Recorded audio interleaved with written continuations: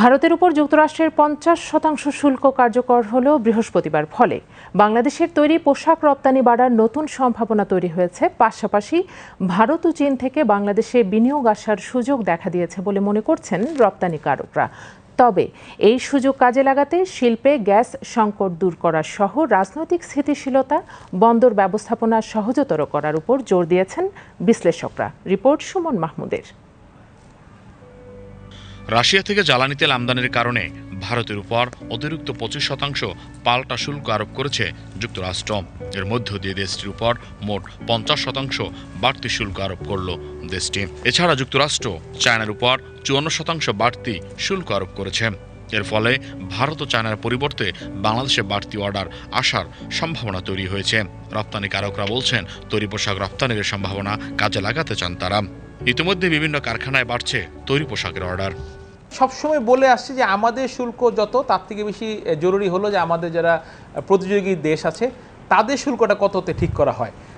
তো এইখানে আমাদের সবচেয়ে বড় সাফল্যের জায়গা হলো যে আমাদের যারা প্রতিযোগী দেশ আছে তাদের তুলনায় আমরা ভালো পজিশনে আছি। তাহলে ভারতের 50%, চায়নার প্রায় 30-35% হবে, সেখানে বাংলাদেশের 20%।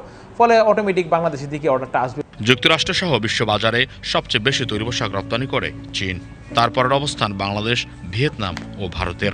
এর মধ্য দিয়ে বাংলাদেশ ও ভিয়েতনামের উপর 20% পাল্টা শুল্ক আরোপ করেছে যুক্তরাষ্ট্র।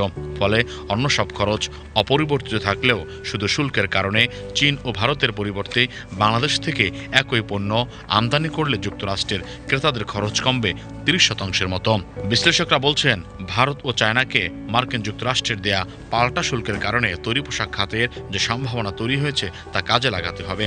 আর পোশাক খাতকে পুরোপুরি রাজনৈতিক প্রভাব মুক্ত রাখতে হবে। পাশাপাশি পণ্য বহুমুখীকরণ ও নতুন বাজারের দিকে নজর দিতে হবে।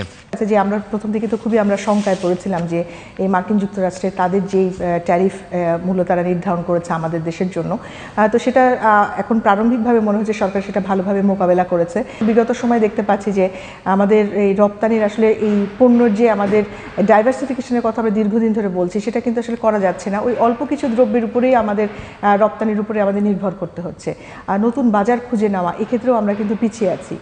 তো অবশ্যই আমি আশা করি যে যেভাবে আমরা আগাচ্ছি হয়তো আমরা যেই পরিমাণ রপ্তানি আমরা করছি সেটা আমরা ধরে রাখতে পারবো, কিন্তু কম্পিটিশনের কথাটাও চিন্তা করতে হবে। এবং এটা এখন ইন্ডিয়া বা চায়না বা অন্যান্য দেশগুলো, তাদের কিন্তু নেগোসিয়েশনের সুযোগ এখনও শেষ হয়ে যায়নি। হয়তো তারা আরও মার্কিন যুক্তরাষ্ট্রের সাথে আরও নেগোসিয়েশন করে হয়তো তারাও আরও সুবিধা তারা নিতে পারে সামনে। তো এই সবগুলো বিবেচনায় রেখে কিন্তু আমাদেরকে নতুন বাজার খুঁজতে হবে, নতুন পণ্যের দিকে ঝুঁকতে হবে। বর্তমান একটা অপরচুনিটি আমাদের তৈরি হয়েছে ট্রাম্পের ট্যারিফ, রেসিপ্রোকাল ট্যারিফের কারণে, যেটা হচ্ছে ইন্ডিয়ার উপর অনেক বেশি হওয়াতে ইন্ডিয়ানরা অন্য বাজার খুঁজছে, যেসব বাজারের মাধ্যমে, যেমন বাংলাদেশের মাধ্যমে তারা পাঠায়। চায়না থেকে নতুন নতুন অর্ডার আসছে। সুতরাং এগুলো যদি আমরা বিবেচনায় নিই, তাহলে আমার মনে হয় আরও $8 বিলিয়ন হয়তো অ্যাচিভ হতেও পারে, যদি স্ট্যাটাস কো মেনটেন হয়, বর্তমান অবস্থাটা যদি চলতে থাকে।